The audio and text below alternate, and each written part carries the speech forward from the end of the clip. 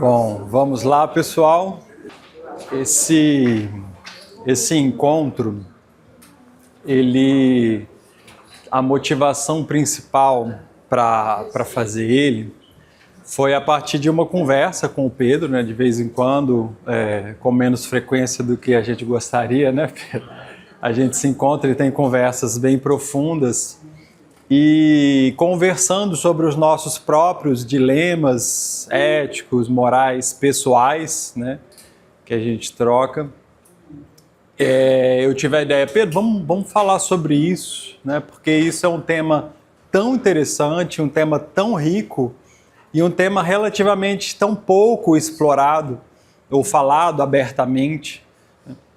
É claro que em diversos outros temas de palestras que eu trouxe aqui ao longo dos últimos anos, dessa última década, acaba que sempre o tema atravessa, mas nunca a gente pegou e olhou, vamos olhar para esse tema, e a gente combinou, o Pedro traria uma parte mais teórica no primeiro momento e eu traria algumas situações, alguns exemplos, para a gente ilustrar e ficar bem claro isso. Como ele muito bem disse, a primeira coisa que a gente tem que diferenciar muito bem é a ideia de moralismo, ser moralista, né?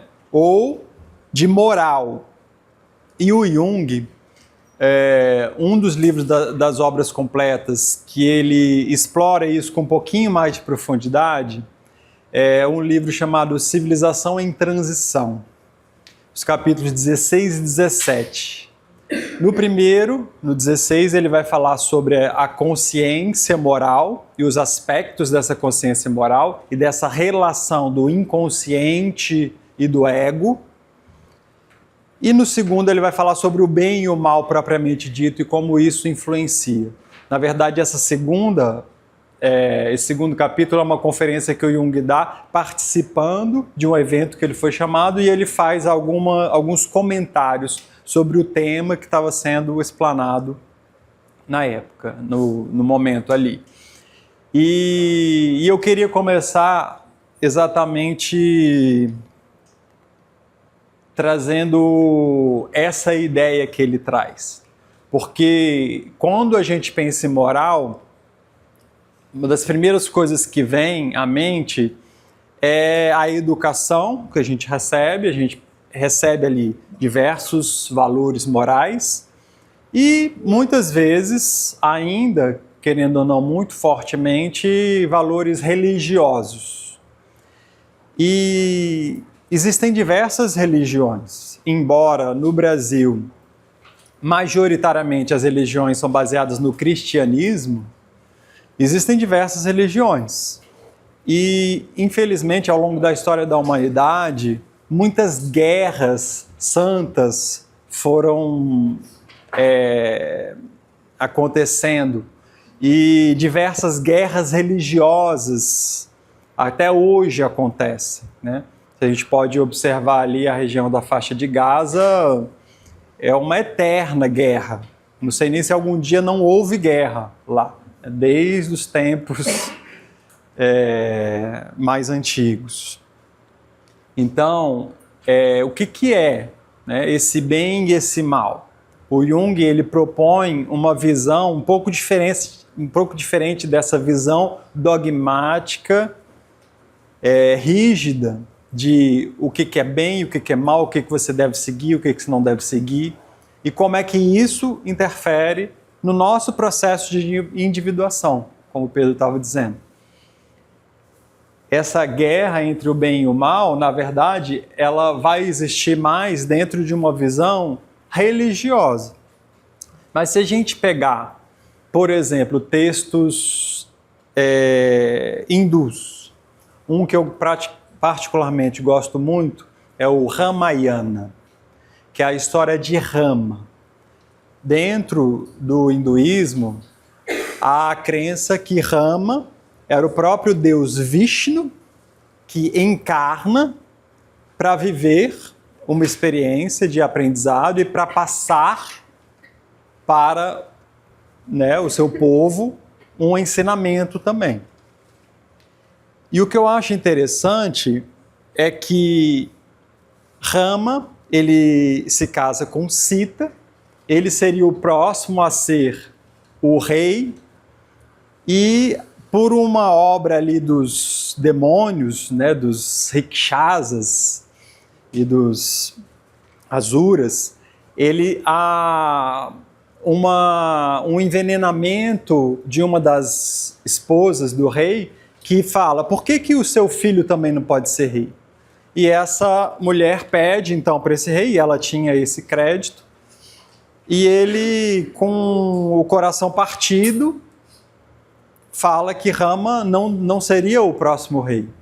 E o Rama tem essa força moral que o Pedro estava falando, muito reta, muito assertiva, e ele não se abala. Primeiro porque ele não tinha a vaidade de querer ser rei. E depois porque ele entende que existe um karma e existe um dharma.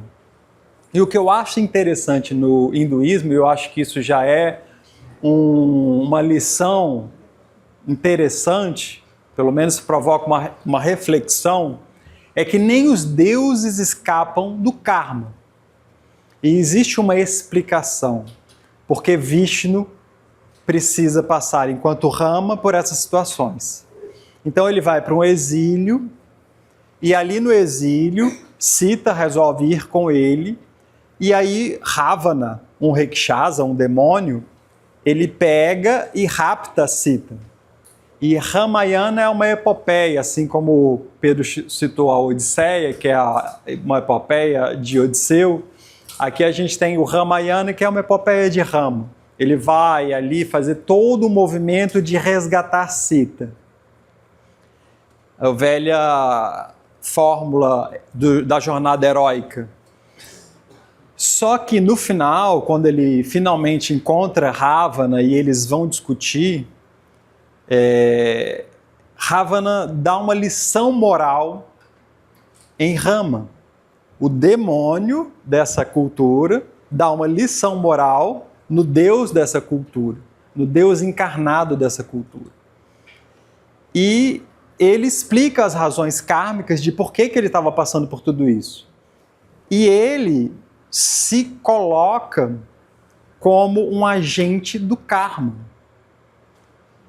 Então, assim, muitas vezes o que a gente chama de demônio que está praticando o mal, nada mais é, dentro, por exemplo, dessa visão hinduísta, como um agente do karma. Ele precisava passar por aquilo. Como Pedro traz o exemplo do homem que vai para a prisão e não se vitimiza com isso, e nem fica fazendo ativismo com isso. Ele entende assertivamente que ele precisava passar por isso. E o mais interessante nesse conto é que ele vai, ele vence Ravana, ele recolhe, ele leva Sita de volta, ele se torna rei, o próprio irmão amava ele, o irmão que a mãe pediu, ele fala: não, você merece ser o rei, ele é o rei, e a população está dividida.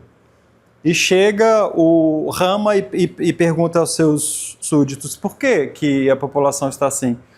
É porque Sita foi raptada e ninguém sabe o que aconteceu. Pode ser que ela tenha sido violentada por Ravana, a gente nunca vai saber.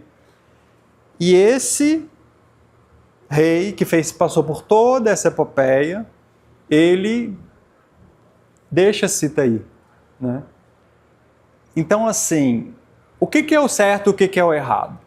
A gente romantiza muito o que são essas questões de valores de certo e errado.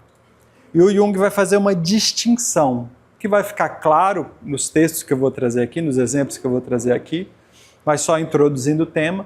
O Jung entende que existe a moral externa, que é dependente de um recorte histórico, temporal, cultural, que vai determinar o que é certo, o que é errado fazer ali, e essa moral vai afetar a nossa consciência de fora para dentro. E existe o que o Jung vai chamar aqui de ética, que ele tira do grego ethos, que são esses confrontos, que o Pedro deu alguns exemplos e falou tantos, esses confrontos, esses dilemas éticos pessoais. O ethos, ele influencia a consciência de dentro para fora. E é preciso, na nossa individuação, encontrar um meio termo, né, entre esses dois. E ter discernimento. Entender por que eu estou fazendo isso. Ter lucidez. É claro que se alguma coisa é entendida como imoral no momento em que você está vivendo, e você é uma figura pública, você tem que dar um exemplo, né? Agora, internamente, você tem que saber muito bem o porquê que você está fazendo as coisas, porque senão você vira apenas um seguidor cego e fanático de regras e de dogmas. E isso, para Jung, é o que nos afasta do que ele chamou de processo de individuação. E eu vou começar com uma carta que o Jung responde a uma pessoa que dá a entender que era um pouco fanático, e ele vai dar a ideia dele de Deus. É uma ideia psicológica e uma ideia filosófica de Deus. Antes, uma citação: se quisermos entender uma questão tão complexa quanto o bem e o mal, é preciso partir do seguinte: bem e mal são em si princípios, e princípios existem bem antes de nós e perdurarão depois de nós. Aqui ele está falando algo como, eu trouxe o exemplo do que os hindus entendem como Dharma e Karma. O bem e o mal são arquétipos. Princípio é o que vem na origem de tudo, né? Então não está determinado, não está escrito em pedra. Existem valores que são universais e que nós vamos viver esses valores ao longo da história da humanidade de diferentes formas. Só que eles se apresentam na forma de padrões arquetípicos. Então a gente vai ter Dionísio na Grécia Antiga, que é o deus despedaçado, por exemplo. A gente tem Osíris no Egito Antigo, que é o deus despedaçado dos egípcios. Alguns fazem uma comparação com a história do próprio Cristo, que é o Deus crucificado dos cristãos. Existe um arquétipo aí que se repete ao longo de milhares de anos, que passa uma mensagem moral. Só que essa moral que a gente está falando, ela é uma moral que vai se atualizar de acordo com o espírito da época. E o Jung, ele entendia que isso nunca vai sair de moda, vamos dizer assim.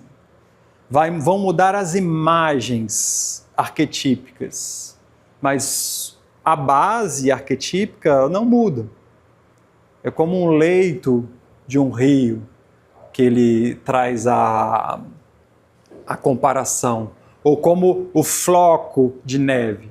Cada floco de neve tem exatamente a mesma forma geométrica. Só que quando ela cai, ela assume a forma das coisas que ela está envolvendo. Se a neve cai num carro, ela vai cobrir o carro e você vai ver, olha, um carro de neve, né? Uma árvore de neve, uma casa de neve. Mas o arquétipo é o floco, é o princípio. Então, bem e mal, eles são conceitos que a gente tem que tomar muito cuidado quando a gente fala sobre eles, né? Porque a gente tem que saber diferenciar muito bem o que é verdade para aquele momento, o que é aceito, e entender a diferença. Eu estou lendo um livro agora que é muito interessante, porque ele ele traz um choque cultural muito grande. O livro chama Um Defeito de Cor. E narra a história da protagonista que está lá na África, mais ou menos em 1820 e poucos. Ela é presa, ela é trazida ao Brasil como escrava, já sendo tratada como um animal, e ela narra detalhadamente como era esse processo. Ela é recebida numa casa, ela é tratada como uma escrava, né, sem direito nenhum, sendo propriedade de uma outra pessoa, e narra, né, a trajetória muito rica dessa personagem. E nesse momento, a gente vê como que os valores morais daquela sociedade eram muito diferentes dos valores morais que nós temos hoje. Naquele momento, ninguém ia te julgar por ter um escravo, porque isso era o que era aceito comumente, culturalmente. Se o seu vizinho, se você chegasse para o seu vizinho e falasse tem escravo, ele não ia se chocar. Hoje isso é criminoso e absurdo, mas em algum momento da história isso foi normalizado, né? Agora, ela traz alguns personagens que mesmo naquela época achavam errado escravizar alguém e se negavam a escravizar alguém. Pagavam para alguém trabalhar para eles, já naquela época. Aquilo causava estranhamento, né? Aquilo era uma ameaça ao status quo naquela época. Então, assim, esses valores eles vão mudar de tempos em tempos. E o primeiro exemplo era a moral cultural, de fora para dentro. O segundo exemplo, daquele que não aceitava porque entendia que era errado fazer isso, é daquele ethos, é daquela força interna que faz você entrar num dilema moral, ético e falar, isso não está certo, eu não vou fazer isso. Ninguém é propriedade de ninguém. Então aqui a gente tem um contraste entre esses dois, só que eu estou dando um exemplo distante e grotesco, assim, para a gente entender. Só que hoje existem tantas nuances nisso, né? Do que as pessoas entendem como certo, como errado. Na época que se está vivendo, é sempre mais difícil separar a moralidade, o moralismo, dessa ética. Porque muitas coisas são aceitas culturalmente. E talvez daqui a um século vão olhar para trás e falar, nossa, naquela época eles faziam isso? Eles comportavam nisso? Eles acreditavam nisso como certo ou errado? E sempre vai ser assim, porque a gente tem que encontrar um meio termo entre esses dois. Essa carta eu tiro desse volume da Vozes. A Paulus vende livro da Vozes também aqui. É o volume 2, é a carta a Henrik Boltze, em 1951. Ele vai explicar o que ele entende como Deus. O Jung explicando nas suas próprias palavras para um leigo o que ele entende como Deus. Deus, uma experiência interna, não discutível como tal, mas impressionante. A experiência psíquica tem duas fontes, o mundo externo e o inconsciente. Toda experiência direta é psíquica. Há experiência fisicamente transmitida, mundo exterior, e experiência interiormente transmitida, espiritual. Uma é tão válida quanto a outra. Deus não é uma verdade estatística. Por isso, é tão estúpido querer provar sua existência quanto negá-la. Deus é uma experiência universal, que só é obscurecida por um racionalismo imbecil ou por uma teologia igualmente imbecil. Aqui ele está sendo enfático, porque a pessoa que escreveu a carta para ele foi bem intransigente, fazendo afirmações dogmáticas e questionando ele, botando ele contra a parede, né? Então ele desenhou. O que a humanidade chama Deus, desde tempos imemoriais, desde tempos imemoriais, a gente o experimenta todo dia. Só que lhe damos um outro nome, por assim dizer, racional, como, por exemplo, afeto. Desde sempre ele foi o psiquicamente mais forte, capaz de lançar para fora dos trilhos nossas intenções conscientes, frustrá-las e às vezes reduzi-las a estilhaços. Por isso, não poucos têm medo de si mesmos. Nesse caso, Deus se chama eu mesmo. Aqui ele está falando dos complexos, que são dotados de carga afetiva, e como esses afetos, eu vou trazer um exemplo que vai ficar bem claro isso, dele, quando ele com 12 anos, e ele confrontando a visão de Deus afetiva que ele tinha, né? O mundo externo e Deus são duas experiências primordiais, uma tão grande quanto a outra, e ambas possuem milhares de nomes que em nada mudam os fatos. As raízes de ambas são desconhecidas. A psique é o espelho das duas. Essa é, sem dúvida, o ponto em que as duas se tocam. Por que perguntar por Deus? Ele se agita dentro de nós e nos leva às especulações mais singulares. Falamos de fé quando perdemos um conhecimento. Isso daqui tem muito a ver com a última palestra que eu dei sobre sagrado e profano, né? E também a outra, a penúltima, que era sobre a linguagem da alma. Depois, se vocês quiserem, tá disponível, dá uma olhadinha. Crença e descrença são meros sucedâneos. O primitivo ingênuo, só uma aspas aqui, o que o Jung usa frequentemente esse termo primitivo, e na época ele já era questionado, né? Então você está dizendo que as pessoas são inferiores, e ele deixa muito claro que primitivo ele está usando como primevo, com aqueles povos que vieram antes, com os nossos ancestrais, aqueles que viviam nesse fenômeno que a antropologia chama de participação mística, né? Então não tem nenhum sentido pejorativo aqui no primitivo. O primitivo ingênuo não crê, ele sabe, pois a experiência interna tem para ele o mesmo valor que a externa.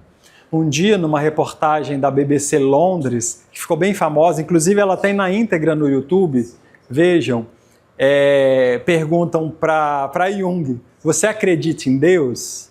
Aí ele para, reflete, fala, é uma pergunta difícil, aí ele fala, eu sei. Ele não fala que ele crê. E aqui ele está explicando, né? Ele ainda não tem teologia, o povo primitivo, né? Não tem teologia e não se deixou engabelar por conceitos ladino tolos. Traça sua vida forçosamente de acordo com os fatos externos e internos, que ele não experimenta como distintos, como nós o fazemos. Ele vive em um só mundo. Nós vivemos apenas numa das metades e acreditamos ou não na outra metade. Nós a tapamos com o chamado desenvolvimento intelectual. Isto é, vivemos com a luz elétrica que nós mesmos fabricamos e, o que é mais ridículo, acreditamos ou não acreditamos no Sol. É genial essa carta, né? Eu quis começar com essa carta porque aqui está o cerne dessa questão moral, vamos dizer assim, porque o conceito de Deus tem tudo a ver com moralidade. Só que o conceito de Deus, o Deus externo, que você crê externamente, é o Deus dogmático, que fatalmente vai estar paralisado, cristalizado em algum momento do tempo, né? E a gente vê esses anacronismos absurdos que acontecem hoje, onde religiões de 2000 anos atrás, textos de 2000 anos atrás, as pessoas estão falando, não, ó, aqui está dizendo isso, então a gente tem que se comportar assim. Mas naquele tempo tinha toda uma razão para aquele povo se comportar daquela maneira. Ou isso era aceito culturalmente. Hoje tem questões que entram muito em conflito. E aí a pessoa vai entrar em conflito. Eu canso de receber na clínica pessoas com conflitos religiosos enormes, porque são passados para ela valores externos, moralistas, de 2000 anos atrás, e internamente ela entende como que aquilo não está certo. Só que ela tem que seguir a comunidade dela diz que está certo, não pode fazer isso, não pode fazer aquilo. Um dos conceitos bastante explorados na psicologia analítica é o que ele chama de a imago Dei. A imago Dei era um termo utilizado pelos alquimistas cristãos que acreditavam que existia uma centelha divina dentro de nós, que eles chamavam que era a imagem de Deus dentro de nós, e que a partir das práticas alquímicas, eles iam acessar. Era uma metáfora para transformar o cobre em ouro, era transformar esse ego pecador nessa visão, né? Esse ego limitado no que o Jung vai chamar de self. Paracelso depois vai vir e vai trazer a alquimia filosófica e vai trazer essa ideia, vai desenvolver essa ideia melhor. Mas esse termo, o Jung importa dessa crença, né, de alguns que existia uma centelha divina dentro de nós. E o Jung vai trazer isso para uma visão psicológica. Ele vai trazer isso para a nossa psique. Então ele vai entender que na nossa psique existe um ego. O ego, ele quer ser aceito pela sociedade que ele está inserido. E o self é algo muito mais grandioso. A gente pode comparar aqui uma gota com o oceano. Eles têm a mesma essência, mas um é infinitamente maior do que o outro. Então o ego, ele quer se afirmar e acontece aquilo que o Pedro falou, que você fala, eu sou isso. E daqui a pouco acontece alguma coisa e você fala, eu sou isso mesmo? Né? Não, talvez agora eu não me identifico mais dessa maneira. Eu mudei minha forma de pensar. E isso é uma característica de um psiquismo saudável, que não é rígido, que não é fanático, né, que não se cristaliza no tempo, porque a cultura muda ao longo do tempo, como a gente viu, ao longo dos séculos, mas nós mudamos também ao longo de uma vida inteira. E às vezes, quando a gente adquire um conhecimento novo, a gente fica muito empolgado e quer encaixar toda a nossa vida nesse conhecimento novo, quer fazer uma leitura a partir desse conhecimento novo e vira o grande militante desse conhecimento novo. E tudo bem, isso é bom. O Jung, inclusive, fala que o processo de individuação ele acontece a partir de sucessivas inflações do ego. O ego precisa inflar mesmo para sair da zona de conforto. Ele precisa, às vezes, pode ser que faça parte do processo, ficar um pouquinho radical em algum momento, para ele consolidar algumas coisas, mas para depois que ele tenha flexibilidade para desconstruir aqui, para ampliar a sua visão de mundo a partir de novos conhecimentos, de novas experiências. Eu tive a oportunidade de passar por diversos países, em diferentes continentes, e entrar em contato com culturas muito diferentes da que eu vivi a maior parte da minha vida. E ali eu aprendi muito com essas pessoas. Aprendi muito com a visão de mundo que chocava com a minha visão de mundo. Só que eu não estava ali para combater essa visão de mundo. Eu estava aberto para entender. Algumas coisas eu concordava, outras coisas eu não concordava. E tudo bem, havia um respeito. Né? Eu não encontrei nessa trajetória nenhuma pessoa radical que estava querendo me convencer também de que eu estava errado de alguma coisa. Muitos, inclusive, estavam muito abertos para conversar como que é, né, lá na China, lá na Indonésia, eu conversei com alguns muçulmanos, Na França, onde eu morei há alguns anos, encontrei pessoas de diversas culturas e tive a oportunidade de fazer essa troca, né, de pessoas de outros países que falavam, no meu país é assim, eu vejo assim, assado. E muitas pessoas me perguntavam como é no Brasil e como vocês pensam isso ou aquilo. E isso é característica de um ego saudável, né, um ego flexível.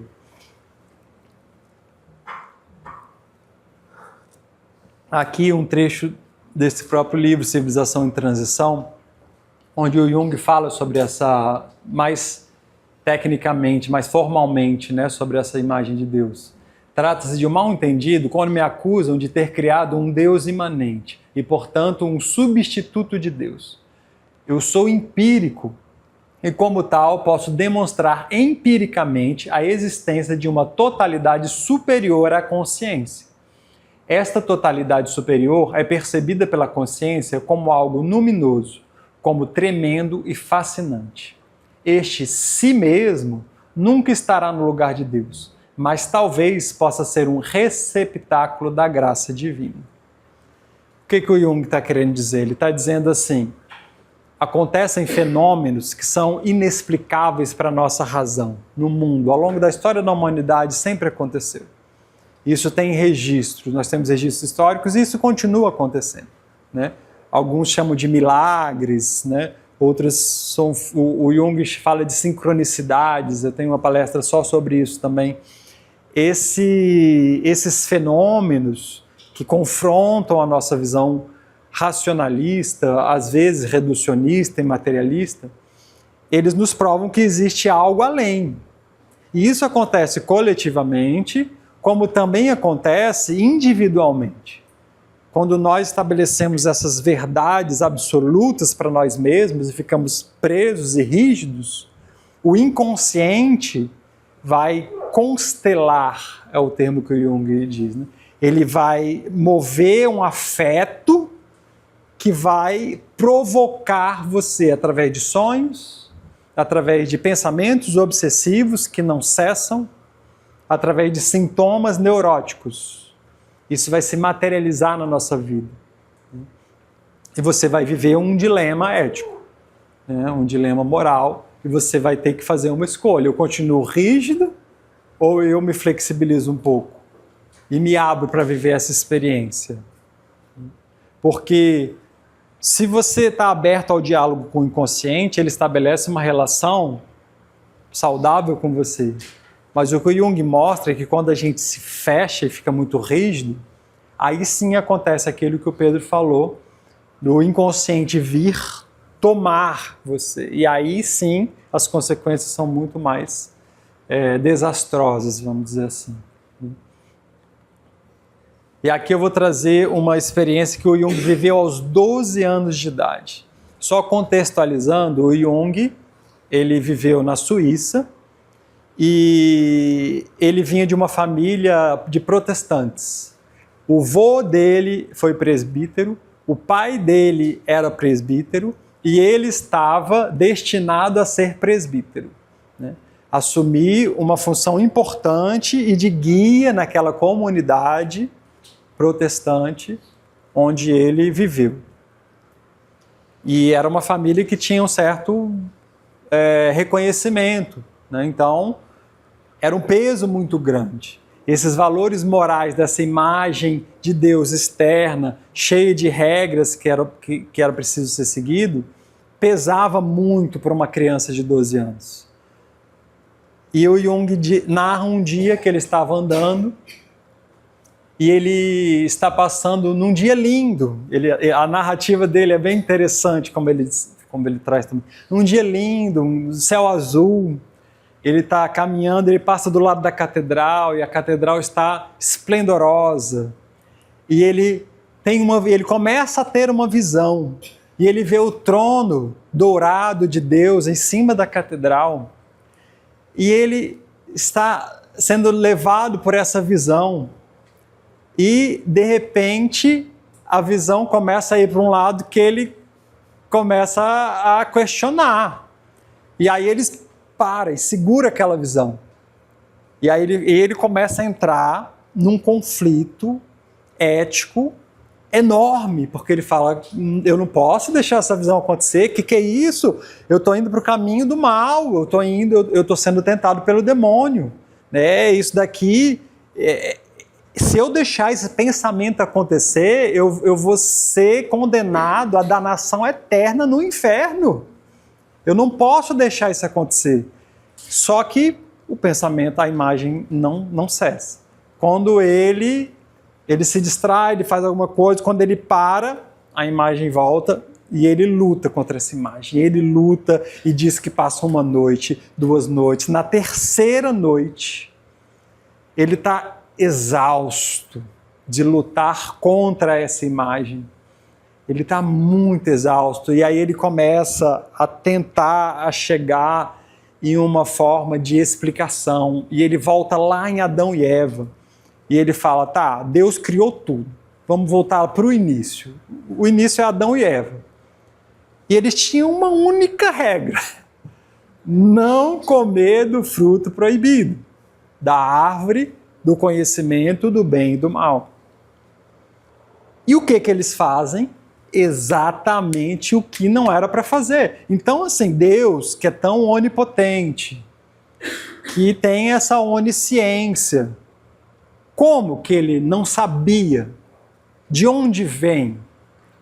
E ele, aí é o Jung, Agostinho pensa diferente, mas o Jung, ele vai falar, Deus já criou a semente dentro do homem para o erro, vamos dizer assim, né? Para fazer isso. Então, Deus estava ciente.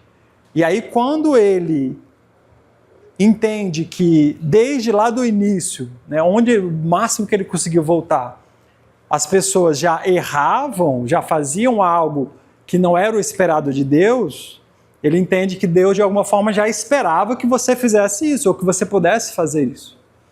Então, ele alivia um pouco, mas a visão continua.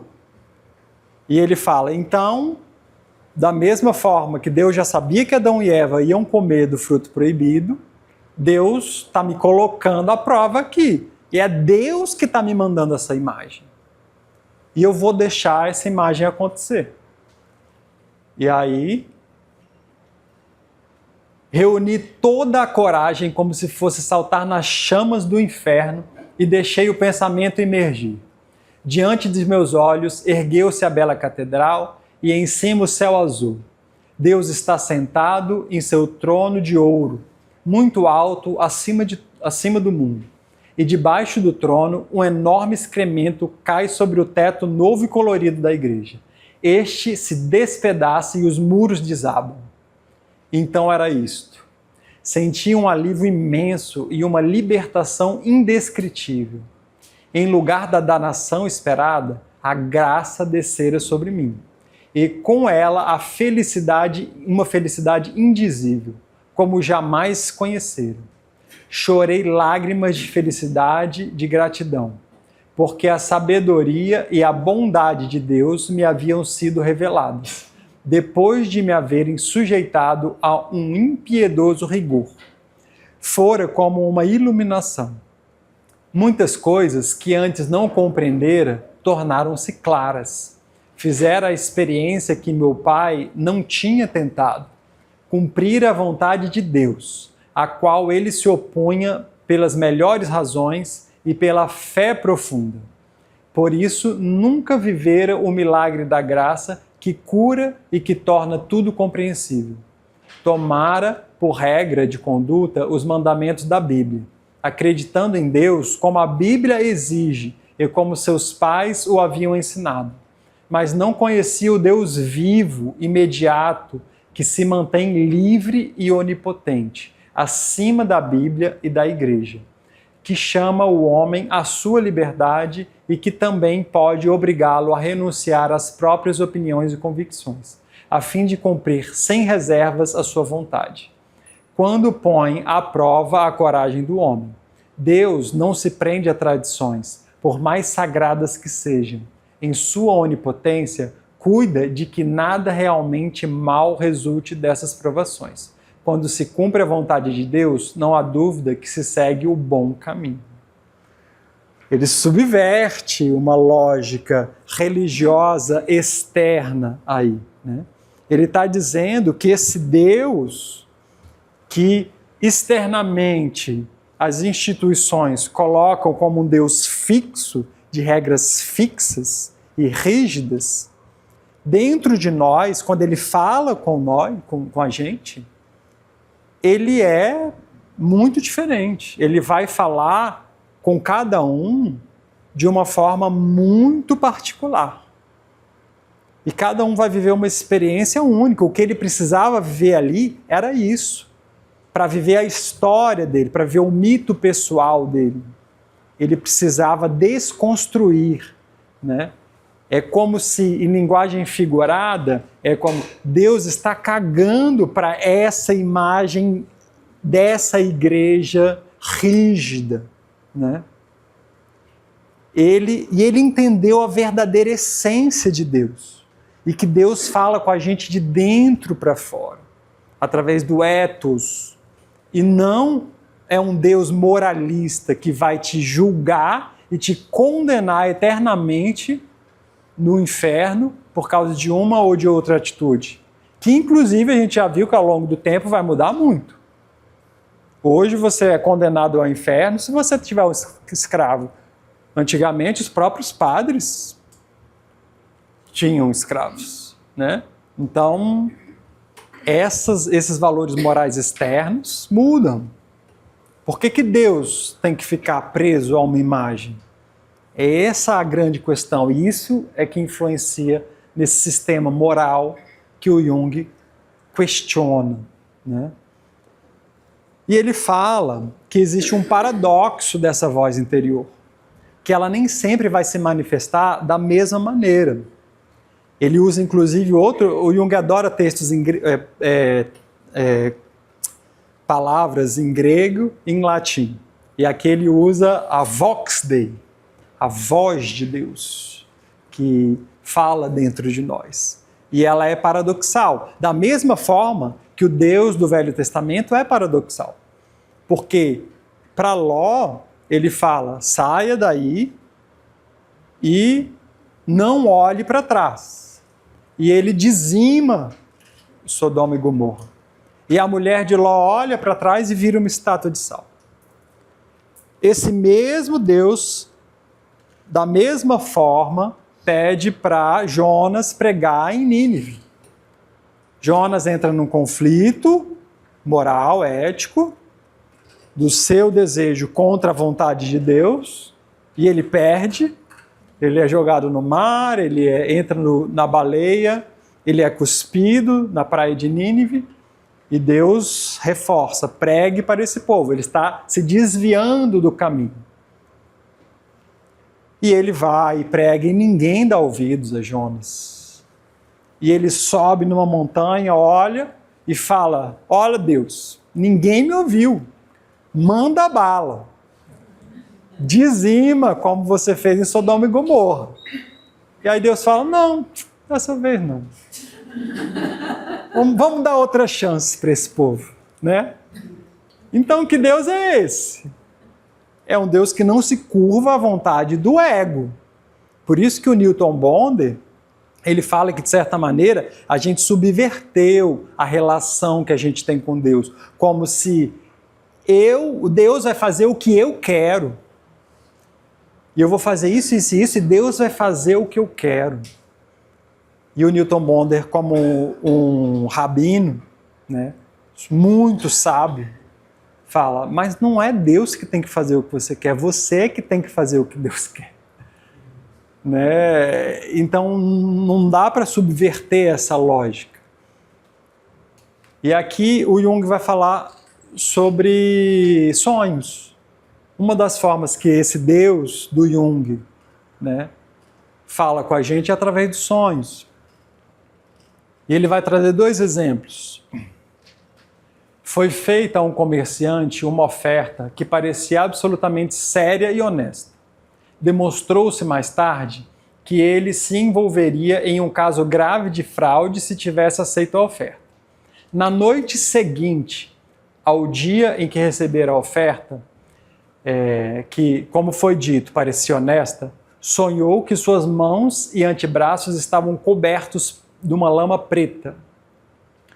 Não conseguia ver nenhum vínculo com o acontecimento do dia anterior, porque não era capaz de admitir que a oferta o tivesse atingido no ponto vulnerável, isto é, a expectativa de um bom negócio. Eu o alertei quanto a isso e ele foi precavido o suficiente para tomar certas medidas que o livraram de maiores danos. Se tivesse examinando bem a situação logo no início, teria sentido fatalmente a consciência pesada, pois teria entendido que se tratava de um negócio sujo, que sua moral não teria aprovado. Como se diz, teria sujado as mãos.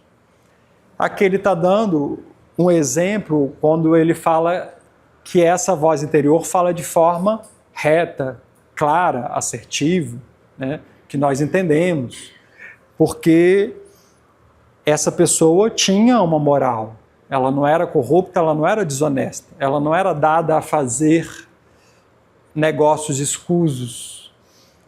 E ele recebe uma proposta que parece legítima, parece honesta. Só que ele tem um sonho, e esse sonho claramente mostra ele sujando as mãos, que inclusive o inconsciente às vezes usa essas formas de linguagem mesmo, né? Pisando em ovos, sujando as mãos. É comum essas imagens aparecerem literalizadas nos sonhos. E aí ele olha e ele percebe, não, tem alguma coisa errada aqui, ativa a intuição, ele vai investigar e de fato era um negócio escuso. Então o inconsciente estava avisando ele para não entrar nessa furada, porque isso ia ferir a sua ética pessoal. Essa é uma das formas que a voz de Deus se manifesta. Agora essa outra, ela é muito mais confusa. E essa aparece, talvez eu diria, com mais frequência no consultório do que a primeira. Fui procurado certa vez por uma senhora muito distinta, não só por sua conduta irrepreensível, mas também por sua atitude profundamente espiritual, por causa de seus malditos sonhos. Mereciam realmente este adjetivo. Tinha uma série de sonhos de profundo mau gosto que giravam em torno de prostitutas, bêbados, doenças venéreas e coisas parecidas. Estava horrorizada com essas obscenidades e não sabia explicar por que exatamente ela, que sempre lutava pelo mais sublime, era perseguida por essas imagens infernais. Poderia ter perguntado também por que aconteciam que os santos eram submetidos às piores tentações. Aqui o código moral desempenha o papel exatamente oposto, se é que desempenha algum papel. Longe de produzir exortações morais, o inconsciente se diverte aqui com a produção de todo tipo de imoralidades, como se tivesse em mente apenas o moralmente repulsivo. Experiências desse gênero são frequentes e habituais. E qual é a explicação psicológica de Jung? Isso realmente acontece com mais frequência, como eu havia dito, e é fácil de enxergar. O inconsciente ele tem uma característica compensatória à consciência. Quanto mais rígida for a sua consciência, sua atitude consciente, perdão, quanto mais rígida for a sua atitude consciente, quanto mais você bater no peito e dizer eu sou assim, como essa mulher provavelmente era, muito certinha, né? Muito virtuosa, talvez com reconhecimento público que reforça mais ainda, infla mais o ego, né? Como eu sou uma pessoa boa que faz tudo certinho. O inconsciente vai constelar na sombra o oposto dessa persona. A sombra faz contraposição com a persona. E a sombra dela é o oposto do que ela recrimina, né, na consciência. Né? A sombra é o que ela recrimina conscientemente. E aí ela vai ser tentada e perseguida. E quanto mais nós somos unilaterais, que é um termo que o Jung usa, mais forte cria essa tensão entre consciente e inconsciente, e mais sombria vai ser essa imagem e essa voz do inconsciente, essa Vox Dei. Então, daí a gente entende esse paradoxo. Às vezes, se você está num caminho equilibrado, sem com uma autoimagem que não está muito inflada, tem espaço para vir no inconsciente essas intuições que te tiram de algumas ciladas. Né? Mas se você está muito no lateral, a camada mais próxima do limiar ali entre inconsciente e consciente vai estar muito inflamada e você só vai receber essas imagens mais sinistras, vamos dizer assim. Né?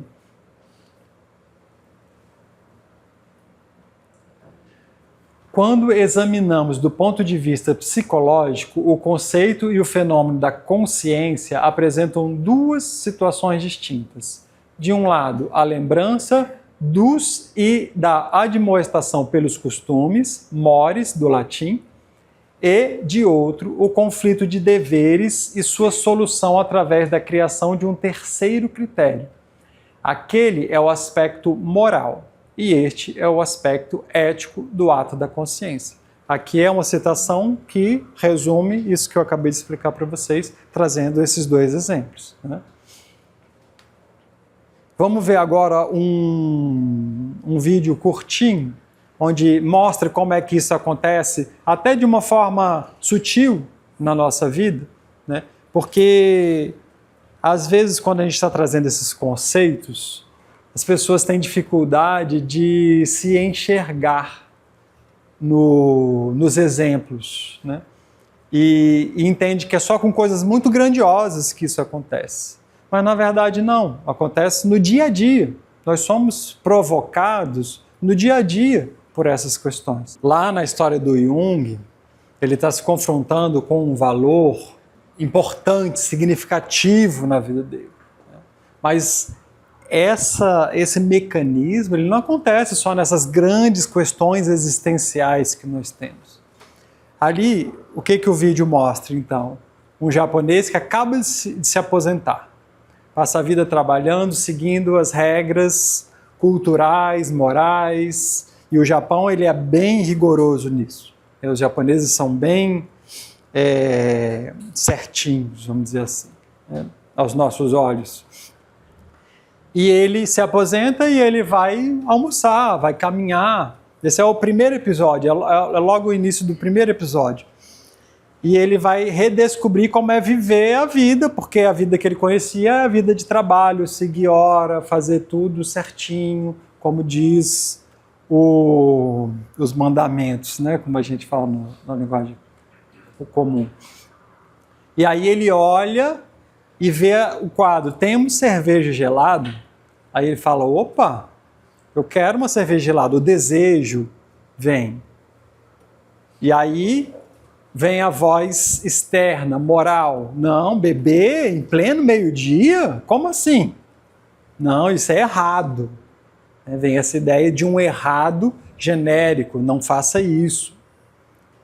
Só que ele entra em conflito e ele não cede. Ele até tenta, no primeiro momento, chamar, né? A voz sai para dentro. Oh, moça, moça. Aí ele... A imagem que o Jung... Que para Jung veio a cena do Deus na catedral e o excremento caindo, para esse homem, nessa situação, veio como um samurai. E ele pensa, se eu fosse um samurai, eu poderia beber em pleno meio-dia. E aí surge, e aí ele tem uma visão, assim como Jung teve a visão da catedral, ele tem a visão do samurai que entra, que é assertivo, que tem essa força moral que o Pedro falou, e que chega lá e pede uma bebida e bebe, e é julgado pelos outros samurais, que eram os samurais que seguiam, né? Que na época no Japão tinha esses samurais livres, e tinha esses samurais que seguiam um mestre, né? Que tinha um mestre que faziam tudo o que ele dizia. E aí ele quebra essa regra de conduta ali, bebendo em pleno meio-dia, e quando termina a visão, ele incorpora esse símbolo do samurai sem mestre. E ele fala, agora eu vou ser assim. É isso que eu, para essa nova fase da minha vida, eu vou viver cada dia como um samurai sem mestre. E aqui foi uma passagem. É claro que daqui poderiam vir diversas coisas. A série continua e a gente vê que ele não vira um bêbado, né? Porque daí, claro, pode ser que ele desvirtuasse e virasse um bebum, né? Aposentado, mas não é o que acontece. Na verdade, ele segue essa imagem, está sempre dando força para ele para ter mais atitude, mudar a sua atitude passiva e ser mais ativo na vida. E aí toda vez que aparece o samurai, é para resolver alguma questão assim. A série é interessante, é um exemplozinho simples, mas nós passamos por isso diversas vezes. Quantas vezes na clínica eu vejo dilemas desse jeito? Não, mas meus pais pensam assim. Não, mas meu marido, minha esposa, meu companheiro, companheira, meu filho, né? Sempre tem a voz de alguém que está determinando como eu deveria ou não agir. E a pessoa em conflito. E para algumas pessoas, alguns conflitos são insuperáveis. São muito difíceis. Infelizmente, às vezes, nem na terapia a gente consegue trabalhar esses conflitos. Né? Porque ela precisa ter essa coragem que o Pedro falou. Para ouvir essa Vox Dei, né? Passar pelos ruídos e trazer a lucidez, trazer a consciência. Às vezes, se o externo tiver muito doente, muito patológico, a voz interna de alguém que vier vai vir para equilibrar isso, vai vir de uma forma muito avassaladora, que pode até destruir essa pessoa que foi o canal disso, por exemplo, né? Mas aqui a gente está falando de extremos. Normalmente o que acontece são pequenas coisas assim, né? E que depois a gente tem que ouvir, tem que entender de onde essa voz vem. E ela está falando, né? Já presenciei algumas vezes no consultório, quando a pessoa quando a pessoa viveu uma infância roubada, que a gente chama assim, né? A criança ferida, ela foi muito reforçada. Ela não teve direito de ser criança na vida. Aí chega um momento nesse meio da vida, né, nessa mudança de chave, que normalmente acontece, como o Pedro falou, ali os 40 anos batendo na porta, e aí ela quer ser a criança, não assume mais a responsabilidade sobre nada, vira irresponsável, chuta o balde, às vezes vai para as drogas. Tem uma razão, ela está tentando compensar algo, só que ela se perdeu nessa compensação. Isso a gente vê muito acontecendo no consultório também. E quando a pessoa está aberta e lúcida para enxergar isso, ela volta. Ela fala, não, realmente, eu vou dar voz para a minha criança ferida, que está aqui pedindo para ser ouvida e pedindo o direito de existir, porque ela não teve espaço, nem na infância, onde era o lugar dela ter acontecido, mas eu vou chegar a um acordo. Eu quero continuar uma vida equilibrada, eu não vou me entregar para as drogas, eu vou dormir uma noite, né? Pode ser que um dia eu escolha para sair e me divertir, né? Mas isso tem que vir em equilíbrio. Mas tudo vai depender do quanto tempo isso ficou reprimido na pessoa, o quão forte vem essa voz e quanta força moral essa pessoa tem para dialogar e não ser tomado por essa voz. Entendeu? Então são muitas variáveis aí que a gente tem que observar, né? E a figura do samurai, nesse vídeo, é um símbolo de força que ele não tinha na sua atitude consciente. O personagem ali não tinha. E o Jung chama isso de função transcendente. A função que media a voz do eu e do inconsciente é a função transcendente. É o que é o porta-voz dessa Vox Dei, né, dessa voz interior, dessa voz do self. Esse conceito aqui eu desenvolvi amplamente na minha última palestra, que é a linguagem, na penúltima, a linguagem da alma. A linguagem da alma, eu falei muito sobre isso, não vou me estender, quem quiser ver, mas só para finalizar então, né, eu queria reforçar que existe essa função para Jung. E concluindo, Jung descreve a consciência moral como um diálogo entre o ego e o inconsciente, muitas vezes expressando-se por meio de símbolos ou intuições. Assim como o daimon socrático, a consciência moral para Jung não é simplesmente uma regra externa, mas um chamado interno, que pode surgir da comunicação com o inconsciente, com o self. Reflete um princípio orientador interno, acima da razão consciente, que aponta para um caminho ético singular. Então, resumindo tudo isso que eu falei, né, e a referência que o Jung compara essa voz interior ao que o filósofo Sócrates chamava de daimon, que ele já entendia que é como se tivesse uma vozinha que falasse, não vá por aqui, vá por ali, né? A intuição pode ser o instrumento que capta essa Vox Dei. E era isso, pessoal, que eu tinha para passar para vocês.